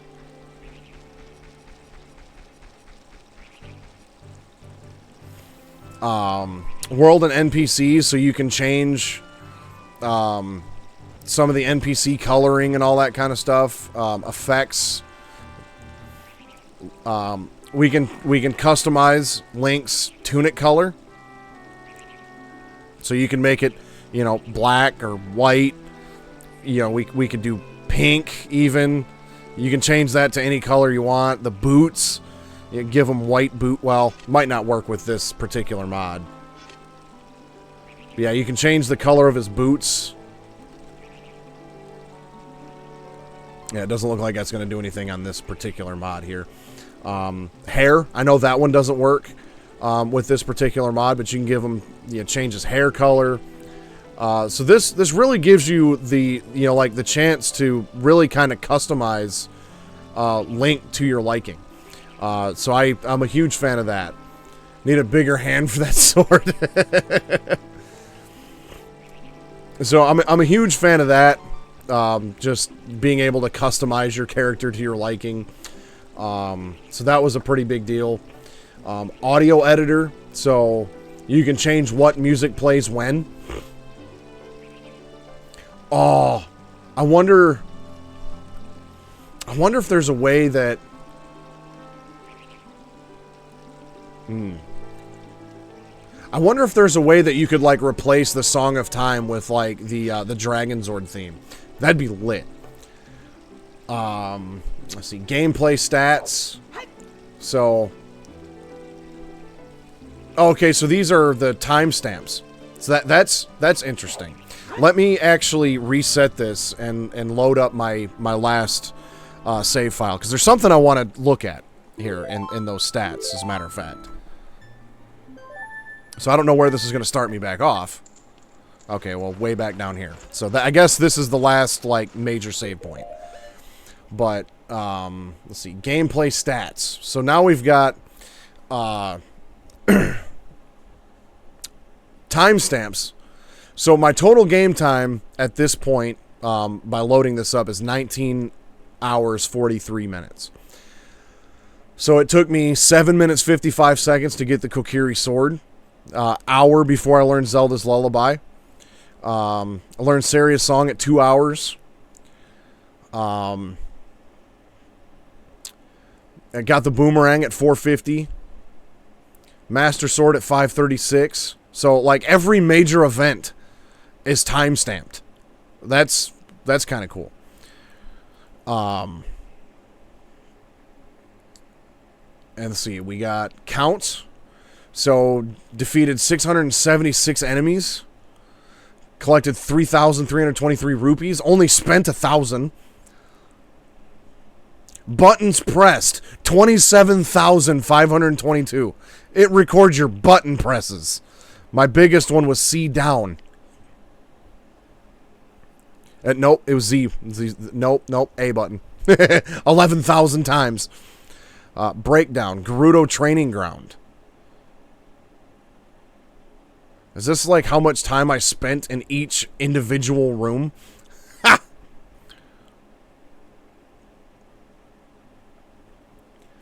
Options. Show in-game total timer. Oh, that's neat. Show latest timestamps on top. Room breakdown. RTA timing on new files. So that's kind of neat. Because one thing that's interesting about this, and me being a speedrunner, I had to look this up. If you were to speedrun this particular port, it has its own speedrun.com page. It is in no way linked to the original game. It has its completely own separate page. And so I would imagine, for timing purposes, they would just use this. So that's kind of like a built-in timer. So that's neat. Developer tools, stats, console, save editor. That's another thing. Save editor. Like, hey, max health. Yeah, let's just change that. What's your current health? Just change that. Double defense. Mini games. Did the horseback archery. Just give me like 1,000,000 points in that. You know, big Poe point. Fishing. Inventory. You want inventory stuff? Nehru's Love. Okay, that's apparently the other one that I missed. The other power that I missed. And then there's also, here's the bottles. So there's an empty bottle, red potion, green potion, blue potion, bottled fairy, fish, Lon Lon milk, Rudo's letter, blue fire, bug, big Poe, Lon Lon milk half, and regular Poe. There's all your ammo. Story flags. So, I'm not sure what... You'd have to have some pretty intimate knowledge in this. Save scene flags, map Deku tree, equipment, just, yeah, here's Giant's knife and Big Goron sword. Yeah, I can just give myself the golden scale, the giant wallet, sticks, Deku nuts, quest status.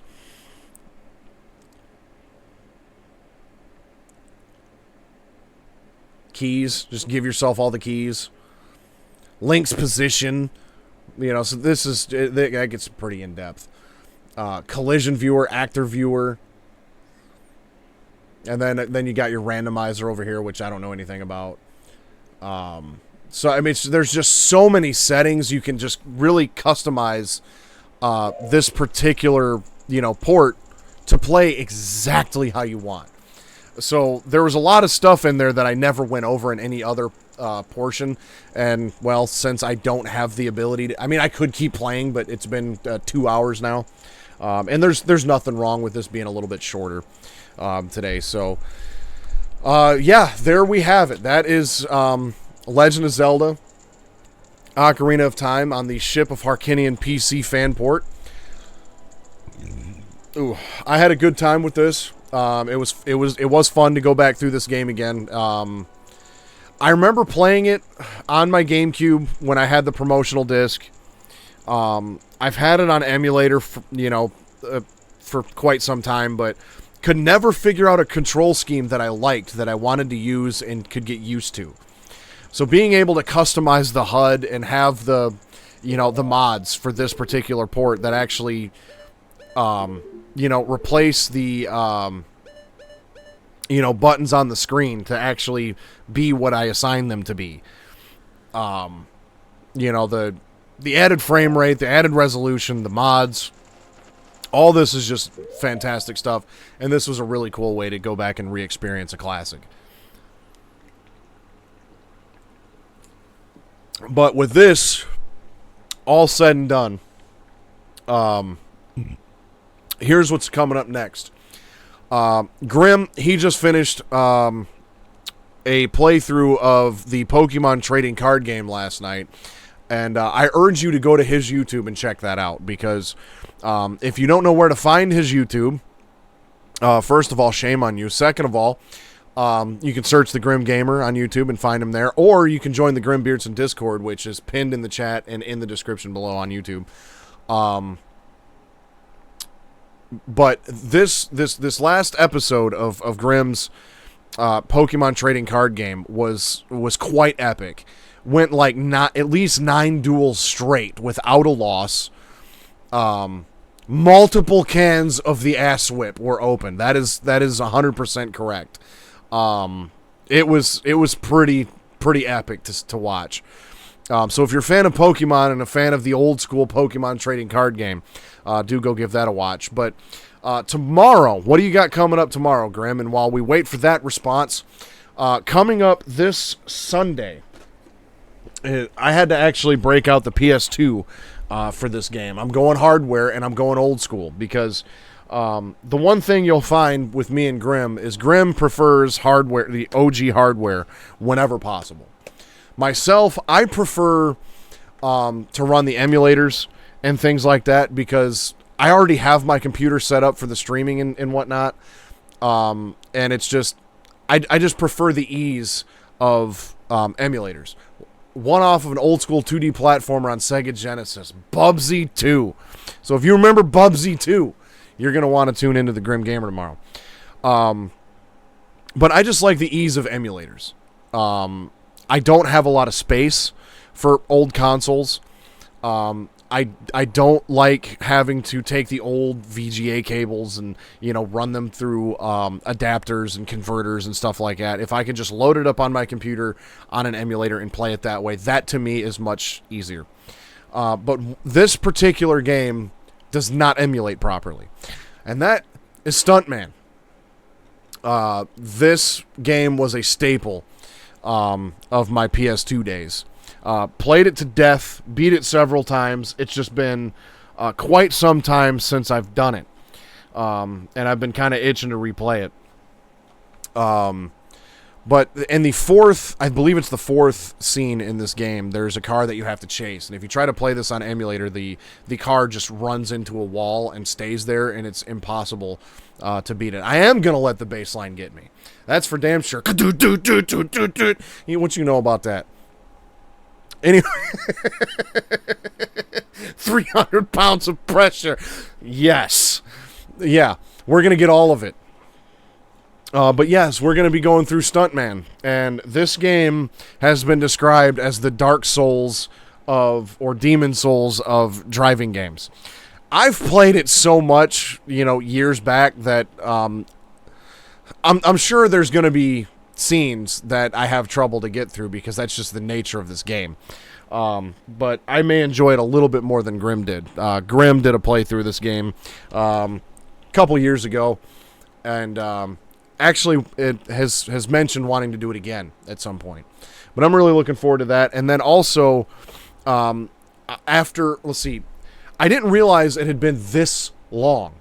Like, I was going to take a break from speedrunning for a little while and just focus on playing some casual games, especially because I was doing, like, Red Dead Redemption 2, Death Stranding, games that just take a long time to get through. I did not realize that the last time that I did a speed run was July 1st. So it's been 2.5 months since I've done a speed run. And I am going to actually return to speed running with the last game that I speed ran. And this particular game actually took quite a bit of influence and got a lot of inspiration from this game. This is the Legend of Zelda. I am going to speedrun Sir Whoop-Ass next Wednesday night.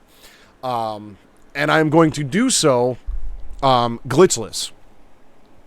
The glitchless category does not exist for Sir Whoop-Ass yet. That category will be created after I do the first glitchless run. I feel like I owe it to the developers to do a glitchless run, because the developers for that game are really cool. They respond to, like, everybody about everything in the Discord. Small team built Sir Whoop-Ass. I've talked to them a couple times about speedrun relating stuff. And they're incredibly supportive of speedrunning the game and whatnot. So I just kind of feel like I owe it to the developers to do a glitchless speed run. And, I mean, that game doesn't get speed ran a lot, and so it's not something I'm going to grind a lot. So I'm going to just do, what I'll probably do on Wednesday is just load the game up and probably do the initial routing and then do the run on stream, and that's going to be that.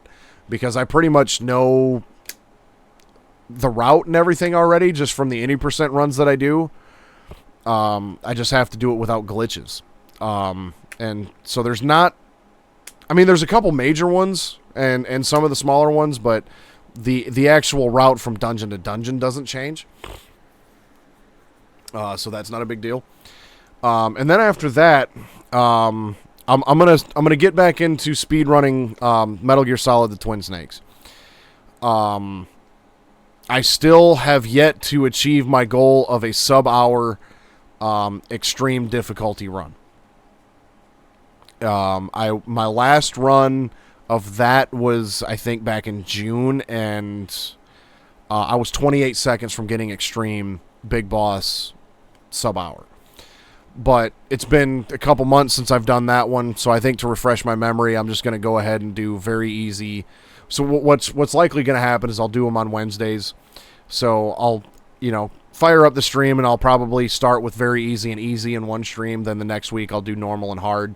And then the next week I'll do, extreme and you know, maybe try to set that.